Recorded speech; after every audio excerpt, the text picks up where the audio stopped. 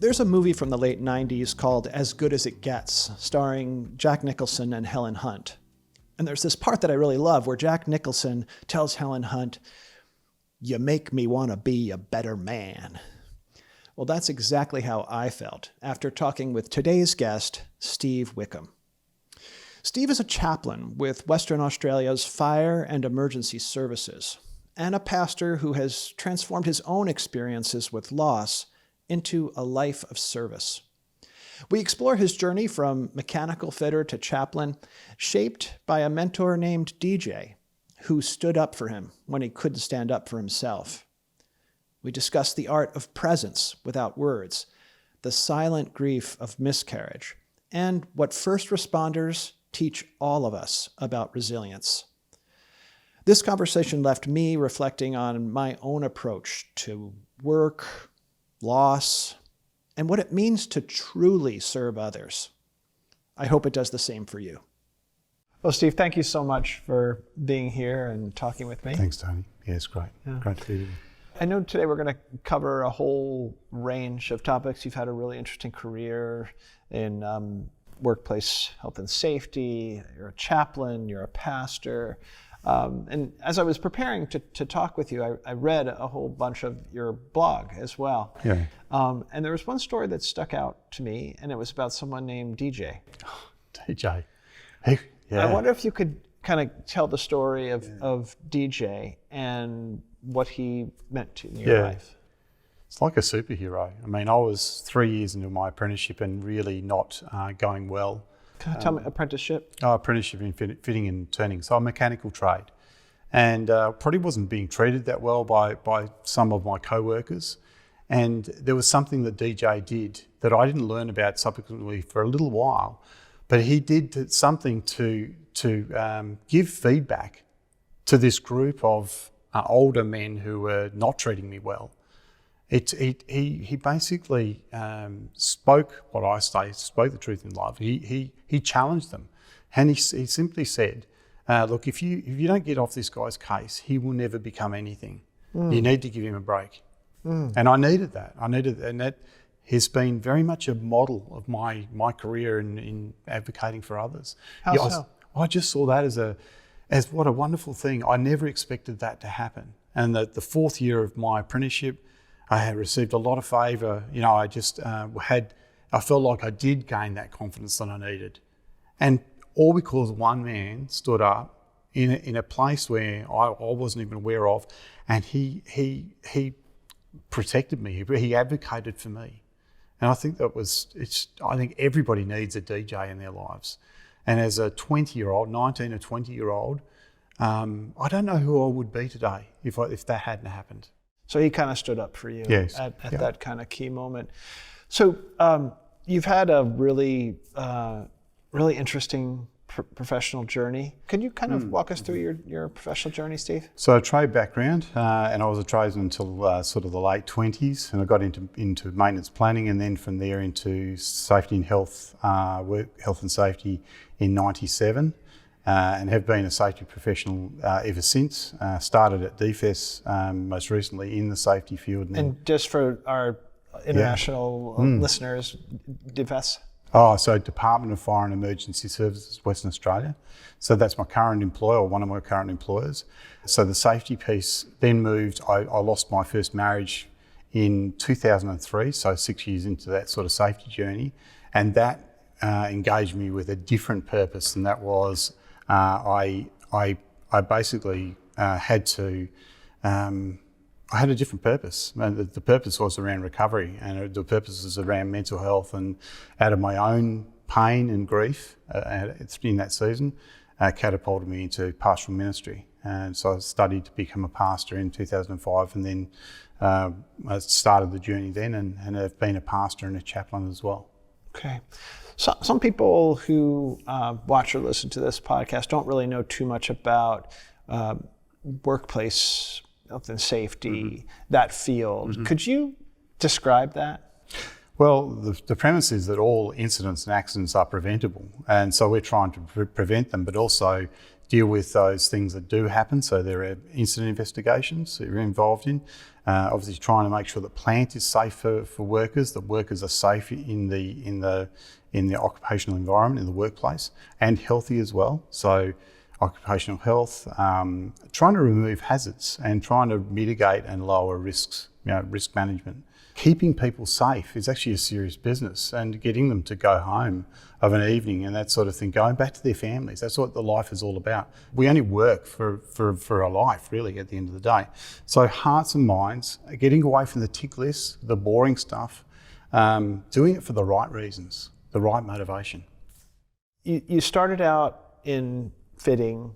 And what does that job involve for people who wouldn't know about it? So it's maintaining diesel engines. For me, it was diesel engines, centrifugal pumps, working on machinery. It's welding, it's using lathes and milling machines, it's using metalworking machinery. There are lots of hazards. So the welding, the mechanical work that you do, there's lots of energy forces. Trying to deal with that and do a good job maintaining equipment. How did that time of your life shape you? Well, I think those early apprenticeship years really shaped me, and that fourth year and into my early trade years, that sense of identity that I was good at something, that I could pull something apart and fix things, recondition an engine or recondition a pump, put it back together, paint it up, and you'd send it back out to service, and you'd see it working. And that's wonderful, isn't it? You can see it's so tangible, such a tangible thing. Yeah. So from there, what was next? So maintenance planning. So we're thinking about how to plan maintenance so so you can be preventive as much as you can, or you can do your shutdowns and that sort of thing. But then I was pretty only in that for about 18 months, and then got into safety, and I got my first opportunity in 1997 in a fertiliser and chemical scenario. So you've got four major hazard facilities. I was in a fertiliser production plant, but I was also in emergency response teams dealing with chlorine leaks, and where you pray not chlorine leaks, but chlorine, sodium cyanide, ammonium nitrate. Ammonium nitrate is an explosive. Big hazards, acids, and lots of things that can burn you, or worse. So it was, yeah. One of the things that we're really interested in the Never the Same podcast is how people have evolved over time, how their thinking has evolved. And I'm curious about how your approach to workplace safety and maybe mental health as well, how has that evolved over time? I think we're in a much better age now, mental health, receptivity around mental health issues. So people are a lot more cued in than what they would have been 20, 30 years ago. So how did you get involved in suicide prevention? Well, I think professionally it was a bit later than this, but my first involvement my first exposure was my younger brother, 18 months younger than me, found his best friend at 18. And who was the first one to try and save him, try and help recover that situation. We made a pact as brothers at that point in time that we would never do something like that. But I think the later as time has gone on, losing my first marriage, I had a couple of times when I was very, very close. One particular time when I was really probably 20 metres away, 5 minutes away from actually carrying out the act. And so I think out of that and becoming a professional subsequently, the heart is already geared toward suicide prevention and to normalise the fact that I believe maybe it's not a case of if, this particular individual or that one, but it's a case of when. If we're in that much pain or we lack purpose or for whatever reasons, anybody can get to that place. How does that inform the way you address suicide? Yeah, I think I guess it's never out of my mind. If people are in pain, you always want to check on them and see if my mind's always open to the idea that they might be questioning how life is going and whether they would want to harm themselves. Yeah, definitely. Where did you grow up? I grew up in the Pilbara. So we're in Perth, so 1,500 k's north or kilometres north, 1,000 miles north, in a fairly arid, so it's quite a dry, hot environment. It is very isolated. It's a long way away from anywhere. The town that I grew up in had about 10,000 people, very mining centric. So that was the reason why those towns are there in the first place. I grew up in an era in the 1980s and I guess 1980s and 1990s where safety and health or mental health or suicide prevention is not really on the radar. It's a culture around work hard, drink hard, play hard, lots of sport, lots of drinking, lots of working, and then obviously it's a fairly family oriented place as well. I'm very thankful for my upbringing up in the Pilbara, but also it's a very isolated place as well. You still have family there? No, all my family are in Perth, and I think we were in the mid-90s. Most of my family migrated, including myself, down to Perth. Yeah, so at the adult years, and two of my children were born in Karratha. Karratha and Port Hedland, a bit further north. The older I get, the more reminiscent or the more nostalgic I become. And the more I'm just touched by, wow, 40 years ago or 50 years ago, I lived in that house So tell us about your roles now. Yeah, okay. So work for Department of Fire and Emergency Services as a part-time chaplain. Up until 2 months ago, I was managing the wellness branch, which is a psychology, chaplaincy, peer support and critical incident response. DFES, or Department of Fire and Emergency Services, is an agency of about 30,000 people. 26,000 of those people are volunteers. My current role is part-time chaplain, so I'm working within that wellness branch that I managed, and I'm also a part-time children and families pastor at a Baptist church.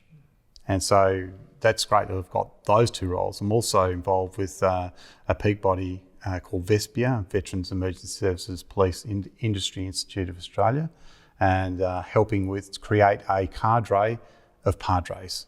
So military term cadre for a group, and padres obviously as fathers or chaplains. Yeah, yeah. Well, so many things I'm interested in learning about those different roles that you have.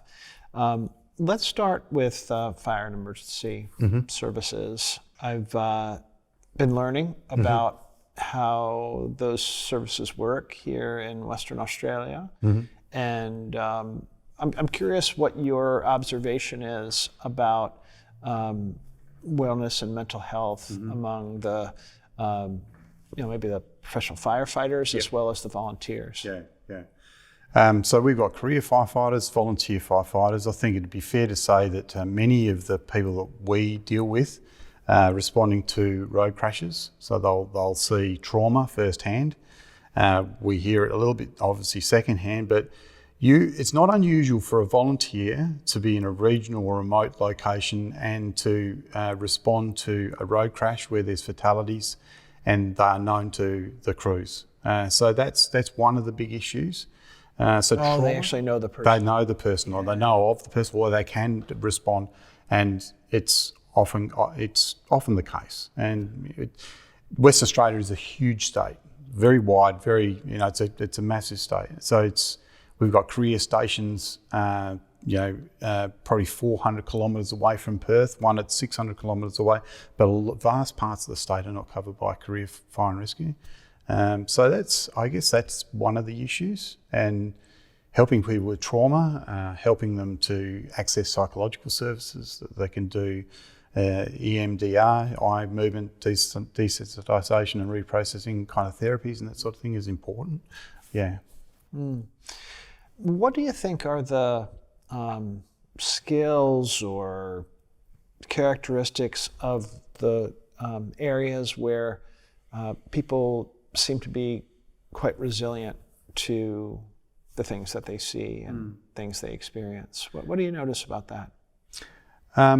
As far as people who are resilient, I don't know, maybe there's some biological reasons why some people are particularly resilient. I think I have a personal view that this internal locus of control, if we have a sense of the world, that we've got some internal power and have got some power or agency of response, that helps a lot of the time. So we don't feel like we have to be in this painful place, that we can work our way out of it, and that we can reach out for the supports. If we're connected to the community, if we enjoy, if we're not fearful of community. And I know there was a time in my life, 2012 or before 2012, and I was probably reticent to sort of jump into the community. And I think that is actually a really, really important part of living a good, resilient life in the midst of these kinds of challenges. Yeah, we have a prevention program that is partially about building protective strengths in the relationship networks for first responders as well as military personnel. And one of the key concepts has to do with that connection between people that's really critical. We call it kinship. And I wonder if you could talk about that a little bit. What have you seen in terms of kinship among fire? I think it's the essence of life beyond firefighting, but I've seen it in fire crews where there's a strong sense of connection, a brotherhood, a sisterhood, kinship. I think that's so important, isn't it? I know from my early days in kind of recovering, part of losing my first marriage and going into, I had a drinking problem at the time. I went and did AA. AA taught me a lot about recovery, unity and service, about connecting with, that's actually a lot of that's about connecting with other people. And I think if you're around supportive people, if we've got if you're in a crew of 4 people and you've got support, that's what, many of the times, that's what we need. We need that peer support. In fact, it's probably an underused and under-tapped into resource that we could, there's so much more. And realistically, many of our people rely on their peers, and they might get a little bit of help from chaplaincy or from psychologists, but it's their peers that actually help them most. Well, that's interesting. You've mentioned a couple of times that you had this really tough period in your life around the loss of your marriage. What helped you the most during that time? I think it was actually the connections or the fellowship within AA. It's a very non-judgmental place to go there and to be loved. And what I needed, I never missed alcohol. But what I needed at the time is that I needed other men to come alongside me and other people to come alongside me and guide me and help me through it. When I was at my rock bottoms, and you have those days when they're just really hard, or when you're really anxious, you reach out to somebody, and sometimes it's 10 minutes or half an hour, and then all of a sudden you feel better, and it's enough to get you through that day. Yeah, gosh, you're making me think about this program again, because one of the cores is this kinship. Another one is guidance, getting guidance from other people. Yeah. And then one other one is about purpose. So I'm curious about your purpose. You're a chaplain. Yeah. And I know your faith is important to you. Could you talk about your sense of purpose and the role that your faith plays in your work and how you understand suicide prevention and safety? Yeah, purpose is hugely important for me. I feel like I struggle when there's not a purpose in life, or when there's not a purpose in a dynamic. I don't shoot the breeze very well, or I guess the term is, I'd rather go to a deeper place or talk about deep things, or be into, and most people, I know people have hobbies. In some ways, work is a bit of a hobby. The work that I'm involved in, that's my passion and my purpose. And I don't even see myself, I know that at some point I'll retire, but I feel like I love what I do. It's very meaningful and fulfilling. And faith, knowing that I'm enough, knowing that I've got hope, knowing that my faith can carry me through the hardest of times. And actually, the help that I received back then, I'm in a place where I'm just giving that back. It's like and the people I'm helping now will give it back to others. For me, that's the purpose of that. How did you come to your faith? Well, I first became Christian in 1990, but I never got it for 12 or 13 years. And that was the marriage where I was kind of living a double life. I was kind of very career focused, and I was managing an alcohol and other drug program as one thing in safety. And I was starting to struggle into misusing alcohol on weekends. And so I became kind of I felt like a hypocrite. And it's funny how the worst thing that could have happened to me, the loss of my marriage, actually became the best thing that could have happened to me, because it suddenly made me wake up, suddenly made me face the truths that I needed to face. And with the guidance of sponsors in AA initially, and then with pastors and others a bit later on, that sort of mentoring was very, very instrumental in helping me grow through this kind of harsh recovery space. Say more about that journey. I think it was in AA, there's the 12-step program, step 4 of that. So if the first 3 you kind of go through. The step 4 is about a rigorous moral inventory. And it was the first time I went for a deep dive into, actually, if I can face all these things that are probably not right about me, or things that I'm ashamed about or feel guilty about, if I can face that, it's incredibly empowering to do that. And then to share with a sponsor or a mentor those things. It's like, from a spiritual angle, and Christians will know this, it's like the enemy doesn't have anything on you anymore. You feel liberated and free. And I sense that faith is simply just trusting. It's just simply surrendering to the moment, surrendering to a will that's better than mine. I'm looking for guidance from guidance that's infinitely better than mine.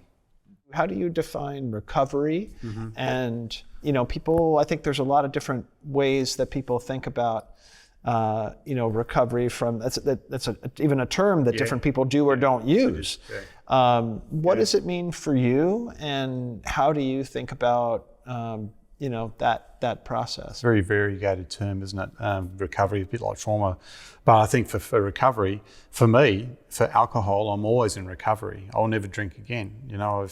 But to me, I don't feel like I have to do much work of recovery in that space, because I have never missed it. But I sense that we're all on some sort of recovery. If we talk life, we're going to be recovering from situations that happened 6 weeks ago or 6 months ago. I think life, the challenges of life, are around reconciling those things, redeeming those things. So I think we should be open to the concept of recovery. Recovery shouldn't be a pathologized kind of word. It shouldn't be something that is stigmatizing. I think recovery it's a beautiful thing to think that we are. And if I'm helping someone in recovery, if I can share that the parts of my life that I'm still in recovery with, they feel like they've got a friend. They feel like they've got someone who is a guide, but someone who gets them. And we are more equal than we realise. Mm. So you said you're a children's pastor of a church. Mm-hmm. What's your calling there, and what do you hope that the children take from your pastor? I sense that life is about protecting the vulnerable, and it is serving the vulnerable and helping, right, from a mentoring perspective, isn't it? I think if I can work with a child or oversee adults who are working with children and set up an environment where children feel safe, but they also enjoy life. I think those two things, if we can get those things right, that's a memorable childhood. And I think that's super important. There's still so much trauma that happens in childhood. If we can mitigate that, or if we can give children the tools to deal with the traumas, and I sense that in childhood or in our lives we will experience traumas. It's not a case of if; it's more of a case of when. So to help, there's a redemptive side of all of this. We can redeem these things. Now let's talk about your chaplain work with with firefighters and other people in emergency services. Yeah. Tell me about that work. How do you approach it?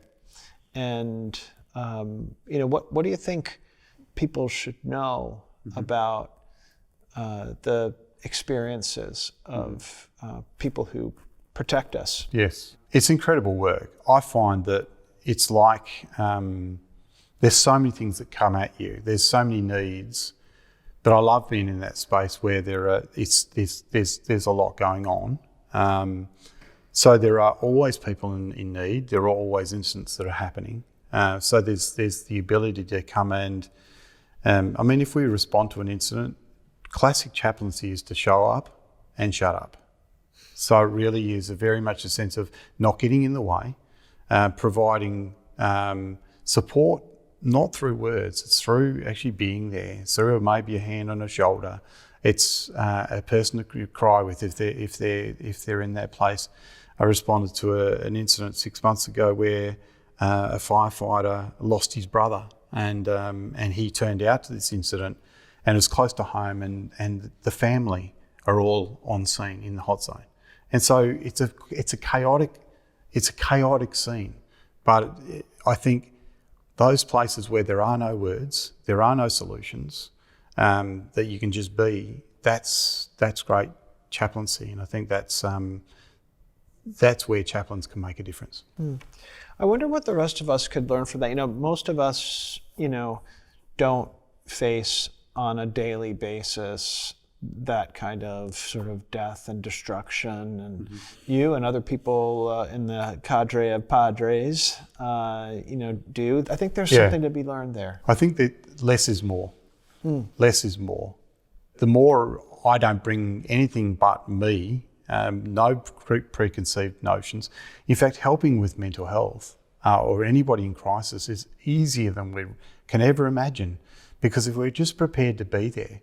There's a classic scene in the movie Inside Out, when Sadness is sitting next to Bing Bong, and it's just sitting in the truth, just with the person. So it's actually really empowering and really powerful thing. And sometimes I'm surprised by how much people are thankful that you didn't try and say anything, you didn't try and sugarcoat it or anything like that. But I would want to encourage anybody watching that if you're in that place, just to sit there and to be present and to empathise, and don't feel like you need to say anything. Yeah, that's really helpful. I think a lot of, and certainly in professional training and things like that, it's always about what should we say. And I think this is a really helpful reminder that, often it's not say, and be able to sort of tolerate and listen for a bit. Yeah, it's such a gift, and you'll get this in classic counselling or chaplaincy where people are, but we listen to respond everywhere in life, even in our marriages, and and we should be more prepared to listen, to hold a bit of space, let it sit, and then respond. Have a bit of a think and slow things down a bit. I think that's the gift in this kind of space. If we can just, the classic term, hold space for people is really important. Do you do that in your life outside of your work? I think where counselling and chaplaincy and pastoral work ceases and has limits is in the family, isn't it? And one of the things I've been involved in is peacemaking, and I had a period 2018 to 2020 where I was involved in this peacemaking kind of ministry.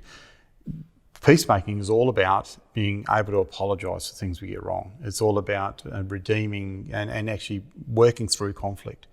So for me, I've had situations where my 12-year-old son was 6, and he challenged me at one particular time. He said, "Dad, are you being a peacemaker?" I mean, I got angry. I lost my cool. But I think that families, all of us, all our families got some dysfunctions. We're all human beings at the end of the day. And I think it's very empowering to know that we can put things back together if we're prepared to be humble and reflect on what we've done. So I don't think that I'm not a perfect father, not a perfect husband. I do feel like I've married up, and so I'm very blessed to be married to my wife. Tell me, you said humble. Tell me about humility. I think the humility is the bedrock of wisdom. It really, if I'm humble, if we're both humble in a relationship, we can negotiate conflict. We can negotiate hard times.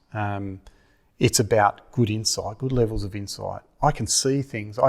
If I've done something to hurt you, I could actually see that for myself maybe, and I own it. And actually, hey, Tony, I probably shouldn't have said that. How I said it. I think that sort of insight is so good for our relationships, and so good for ourselves as well. Yeah. I want to ask you a little bit more about the experiences that you've seen and what makes emergency responders tick. Mm-hmm. Yeah, tell me about what you've learned about serving people in these very demanding roles. I think what I have learned mostly, I mean, it depends on the demographic, or maybe the generation. I think as a Gen X, some Gen X people respond differently than say some of the millennials and that sort of thing. But essentially the same kind of people as anybody in society, but have got a community ethic, and they feel like they've got a service mindset and want to serve the community. And so we'll charge into dangerous situations to literally save the community. But essentially the same as really anybody. I think, just to, normalise the mental health struggles that they'll have. They're immersed in situations that I don't think a lot of people really understand when they get involved in this work, what they're going to see and what they're going to experience, and what trajectory that'll take them on, and what trauma may cost them. You were just talking a minute ago about how sometimes no words is better than less is more when it comes to grief.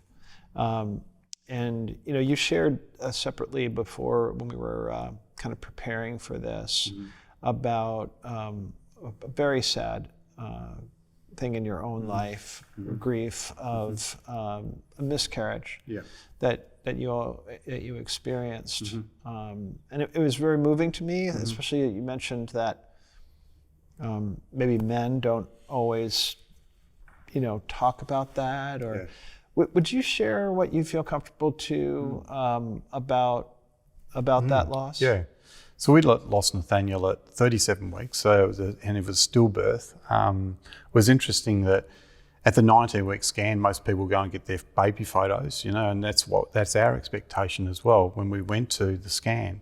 And then we learned it was quite a different situation when you're sent off, and then you're told to come back and see and then you see the doctor, and the doctor says, "We've got some issues here," and it took a few weeks before we got a diagnosis, but it sent us on a trajectory of 4 months of my wife having amnio reduction procedures. So they're actually removing with a needle under ultrasound the amniotic fluid because she was producing so much. And our baby Nathaniel, had he been alive or born alive, we had Pallister-Killian syndrome, PKS, which is a very rare condition. Affects the 12th chromosome, and there's only 300 children in the world that are alive at any point that have got this. But it wasn't as traumatic, I guess, in that 4-month period leading up to it. But the birth was quite traumatic, and afterwards it was quite traumatic as well. And one of the things that I found going through this, and I've been connected with other fathers going through whether it's miscarriage with their partners or stillbirth or any of that sort of loss, is that I don't think men really know how to deal with that or how to cope with it. And I just can really connect with that. How do we do that? Yeah. How did you?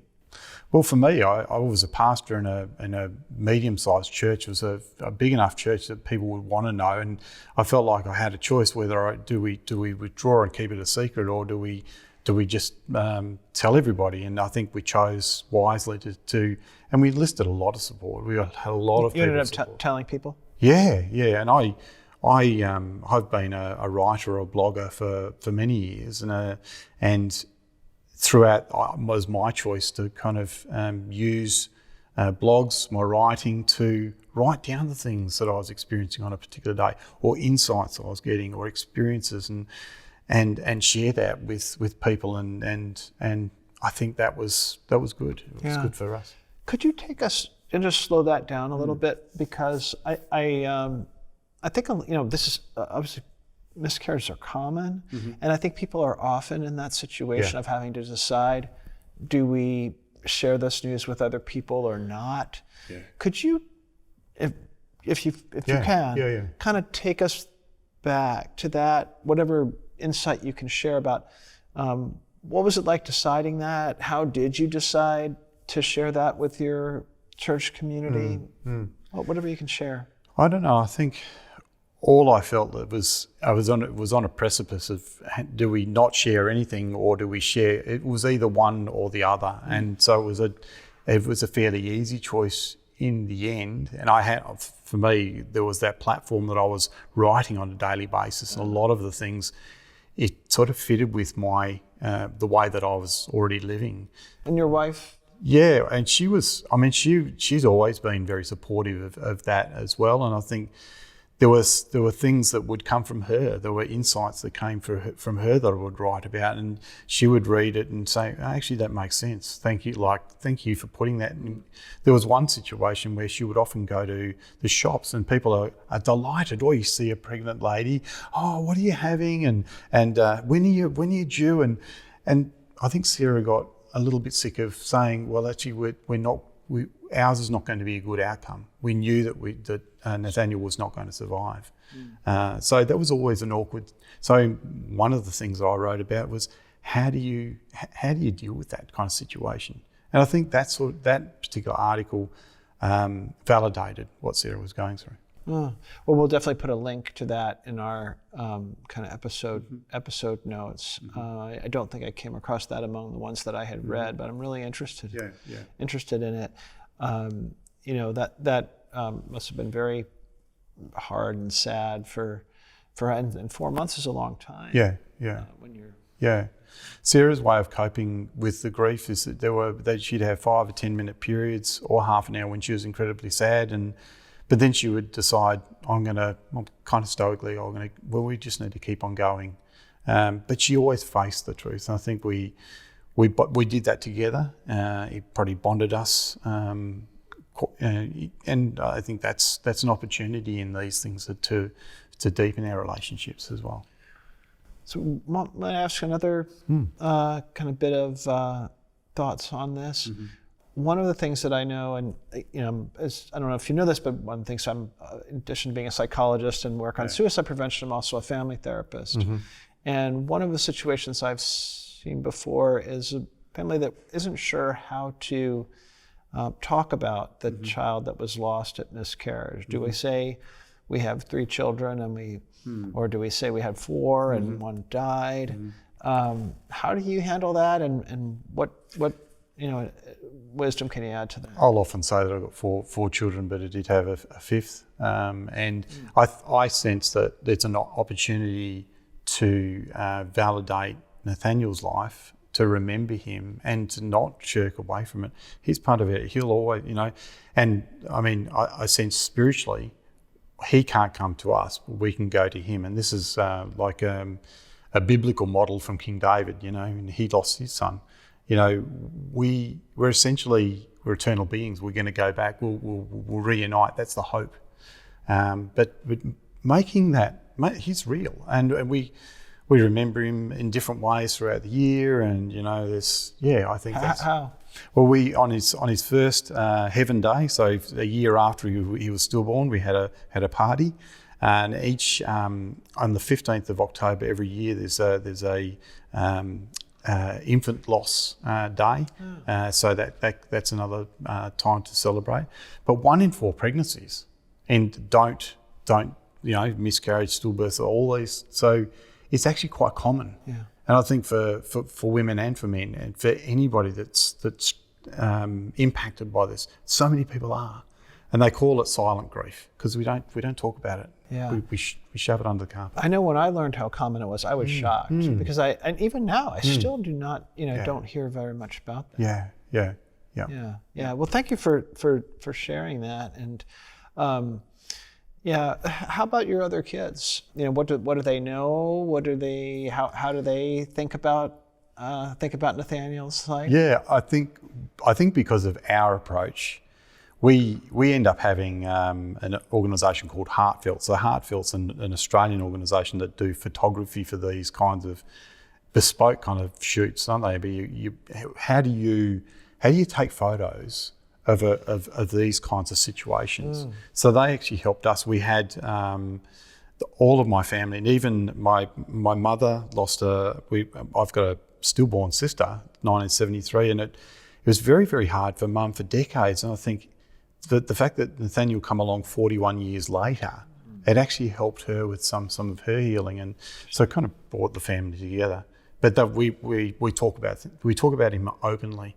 And I think as a premise, and having lost my first marriage, I felt like after that I became what I call a student of grief, because I'm just fascinated by the depths that you can be taken to in this life, and how I think the depths are the key. That's the key to the heights. If you can only survive those depths and grow through them and heal through them, go gently with yourself, that sort of thing. Yeah. I know that you've also done people's funerals, including, I guess a whole range of circumstances. Yeah. What have you learned from that? I think people are rawest. They're most themselves. The filters are down. People are probably their most compassionate when they're at a funeral, and I love that. I love conducting funerals. I love being at funerals because we're honouring someone, and that honouring and respecting kind of the space is it's beautiful. It is, and being okay with the emotions, being able to cry with one another, and being free to do that. I think that's such a gift. Yeah, it seems like there's more allowance for that at a funeral than most of the time, because people are having feelings all the time, but it seems like it's sort of given some space there. And isn't it funny, Tony, how often the tears, but then there's laughter as well. There's like an essential part of the whole thing, right? Yeah. What have you noticed about that? I just find, and especially with I had an interaction with a firefighter who was 36 years as a firefighter, very tough as nails kind of guy. And I rang him one night, and he said he's in tears at one point, and he said, then he laughed at me. He said, "Look at what you've done to me. You've made me cry." And then we laughed a bit, and you cried a bit, and we faced the truth of it. The tears, things have changed and can't be changed back. But of a sense, wow, how did I find myself in tears? And I think my father, I lost Mum in 2022, and we've been so inspired by my dad. It's very much grieved like that. We feared that he wouldn't grieve very well, but he does. When he has those emotional moments, he's true to himself, and then has a bit of a laugh about it. Look at me. I think it's beautiful. I know you've been involved in, lots of different workplace, like it's from your original days back in, the fitting and mechanical things all the way to chemical, and then also thinking about workplaces among first responders. How does the approach to that work interact with your counseling and crisis intervention and suicide prevention? Tell me about how those two worlds inform each other. Yeah, it's interesting. I think of organisational culture. Good organisational culture is about caring, about being effective and efficient, but also people enjoying the work. So you've got that. And I think from a counselling viewpoint, having a relationship where you can communicate, where people do feel safe, they feel met, they feel like an hour in that space is something that really gives them something of a resource, something of that maybe is more than they expected to receive.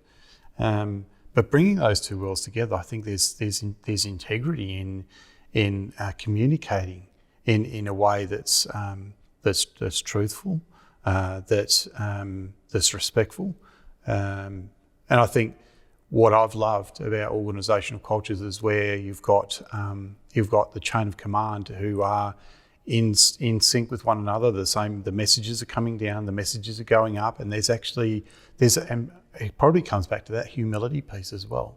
If you've got humble leaders, but also people from the shop floor who are passionate and who are empowered, engaged, encouraged to provide what they've got.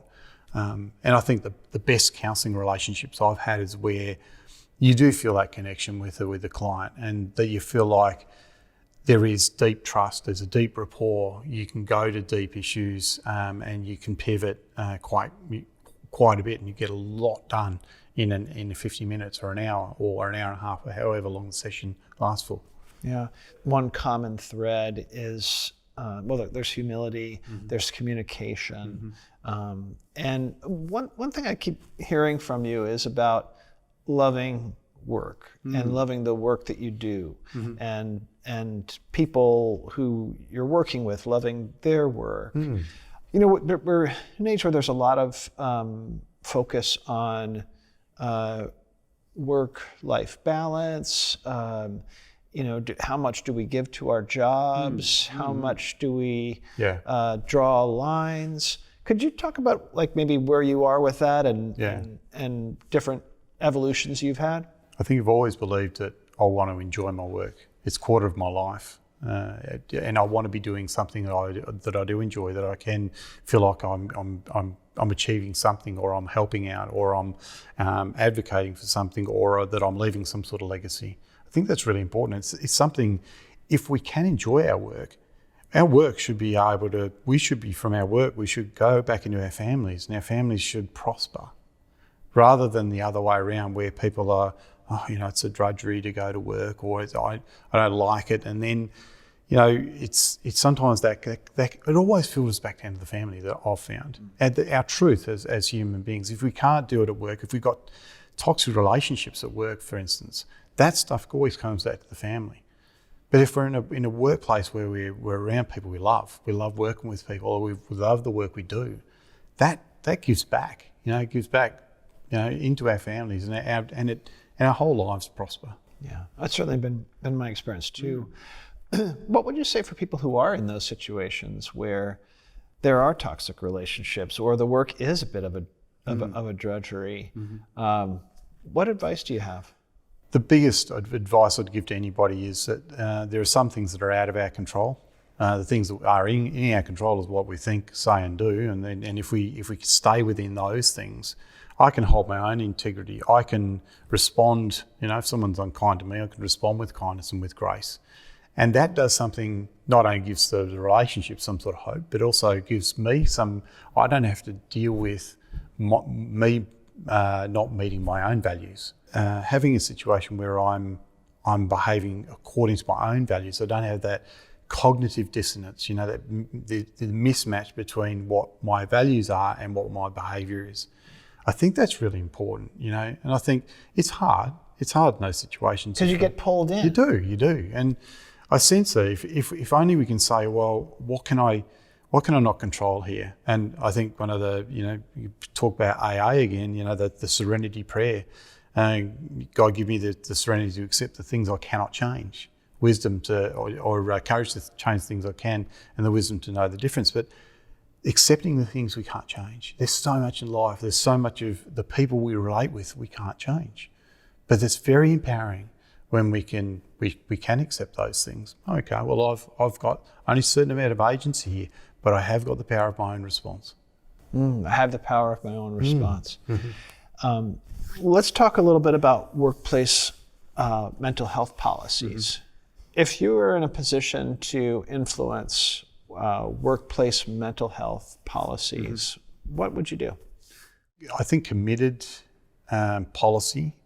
And for me, at the state of West Australia, we've got 130 local governments. And I've seen this in one local government, Shire of Wongan Hills. Shire of Wongan and Ballajoo did a road safety campaign a month or two back. And it's an ongoing campaign where they're saying, we don't want to meet at the side of a road at a car crash. We want to meet in more social environments. So they're trying to raise the awareness. But the sense is there's such a commitment from a CEO, from a president of the Shire in that.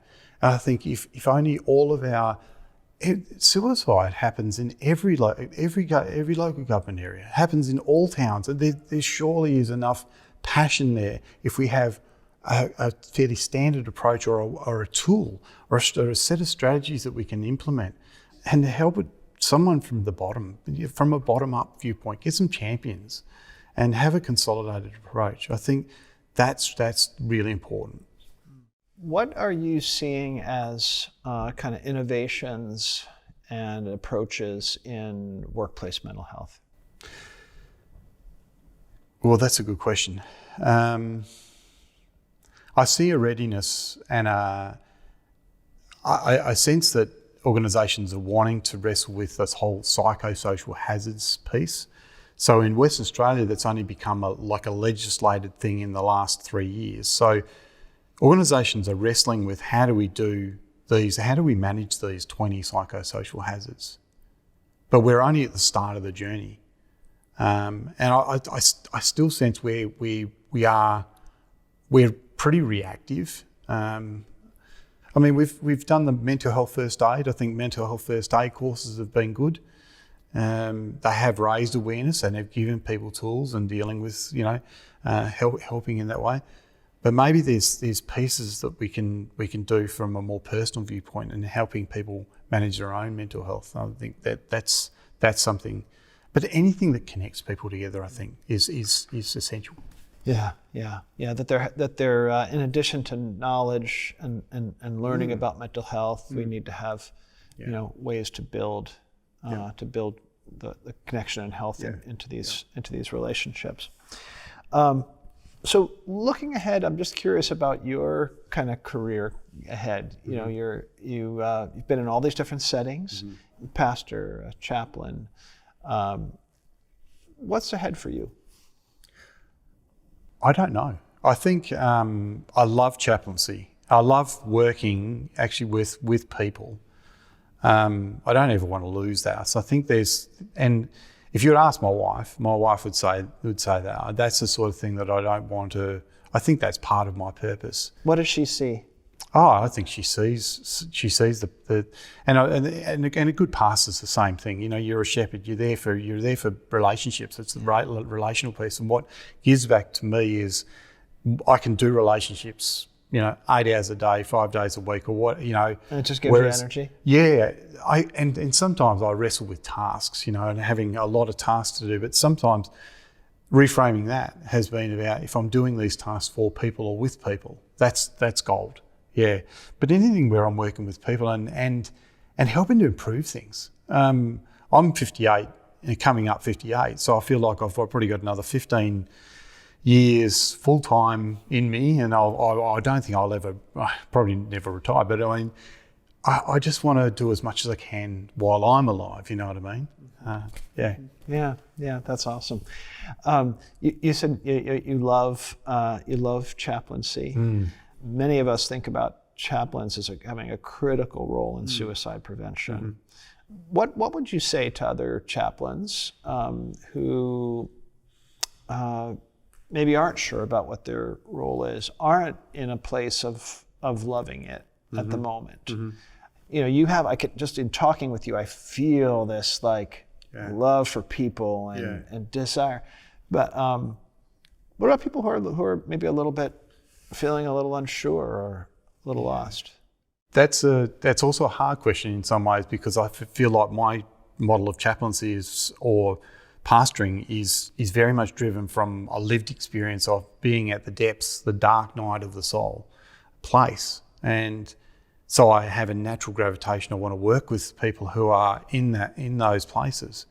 If people, and I understand it, if people are not there, or maybe they're struggling with their own burnout or their own life struggles or that sort of thing, I would say just be present with people. Just be present with people. Empathise as much as you get inside that other person, you know what I mean? Try and feel what it's like to actually live their life. What are the challenges that are beset against them? And in some ways, that's a bit of a holiday from ourselves, isn't it? From our burdens. And I've never thought about listening to others as a holiday from ourselves. What about families? They're just as important. So partners, children, parents. I've done a lot of work with in those situations. So whoever's in need, whoever's touched by these things, it's important that they get their support as well. So it's one of the privileges, I think, sometimes if you're helping a partner or a child, sometimes that can be a way of helping the firefighter or the emergency response worker, or that maybe sometimes that's the way that you get. And you don't do it for thanks, but 6 or 12 months down the track or 2 years, you meet that person, they say, thank you for what you said to my wife, or thank you for what you did for I think those things are testament. So it doesn't always have to be, wherever the need is. And we've got to understand that our first responders are going back into their families. And it's sad that so many first responder families end up in, marriages end up in divorce, or people, and just whatever we can do to support that. It's got to be more holistic, definitely. Yeah. So I want to ask a few questions that we sometimes ask guests. So one is, what book has influenced you? Yeah. Back in 2016 was probably one of the toughest years of my life. I was recommended a book, and probably not personally, but I was recommended a book as a read for others. I picked it up. It's called The Entitlement Cure. The Entitlement Cure? The Entitlement Cure by Dr. John Townsend. But so people might know Cloud and Townsend, the relationship gurus, I guess. The whole premise of this book is neither you, Tony, or I would consider ourselves entitled. But we all have pockets of entitlement. We all have little things that if you rub us up the wrong way, we get a bit demanding. Yeah, I probably have a big pocket of that. I've got a couple of pockets, but it's so liberating to know, if I'm in a weak place, we all have weak seasons, and that I like to be respected and recognised and praised and that sort of thing. They're normal human needs, but if there's a paucity of that, if I don't get enough of that, sometimes that can create a demand in me, and none of us want to be in relationships where people are demanding. So I found that book was very liberating, personally. What's the antidote? The antidote is if you can complete the sentence, I deserve. And for me, it was I deserve respect, I deserve praise, I deserve recognition. What that actually does is shows us those blind spots, those pocket entitlements. And for me, it's just about being aware of that, putting things into place. It's actually awareness. And from a faith perspective, they talk about, the term idolatry. If we're idolising something that's not good for us, it's going to take our life in the wrong direction. and it's not going to make our relationships go well. So this is, you basically say, I deserve, and then whatever comes to mind for you is probably the thing that's... However you complete that sentence. That's right. That's tripping you up. Yep. Oh, that's really interesting. Tell me about a significant mentor. Okay. Probably one of the most significant mentors for me was the person that was the pastor that baptised me. When we were we didn't relate with one another for years and years and years, and then all of a sudden I find myself in pastoral ministry and reconnected with him. But just his way of sharing stories, and he's got a very similar, he's a chaplain kind of pastor. So there's that 15 to 20 years ahead. The stories that he shares, the insights that he has, are gold, and I love that. And just empathising with the journey that I've been on, it's been really good.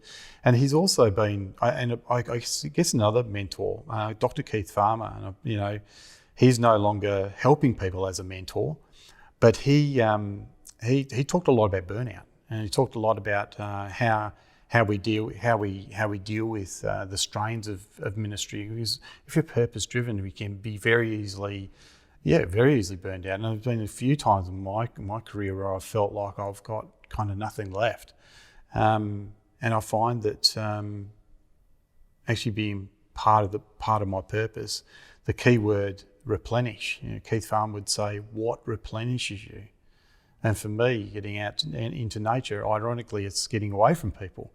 Sometimes that actually works, or sometimes it might be going to have a bit of time off, go and see a movie or that sort of thing. But quickly, I'm geared around that purpose piece as well. So, what gives you hope about suicide prevention in first responders?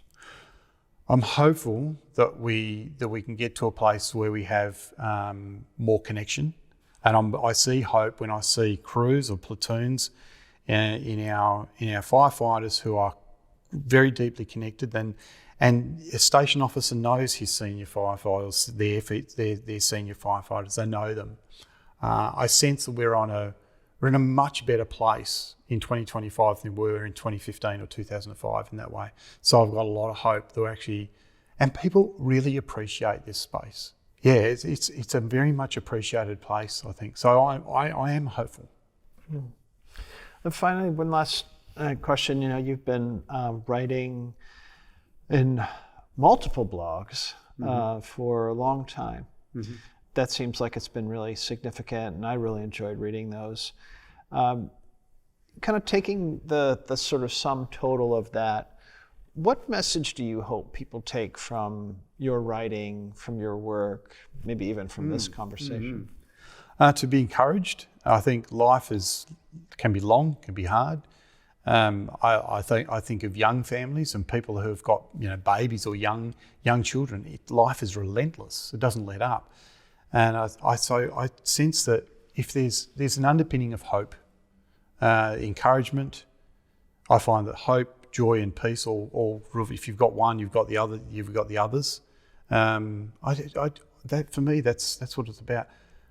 I often write to encourage myself. You get an idea and you want to put it out there, but I think life is about being encouraged and encouraging others. Well, it's certainly encouraging just to be around you. So I appreciate you spending this time with me and spreading some of that here with me and with our listeners and viewers. So thanks so much. Thanks so much, Simon. Really appreciate it.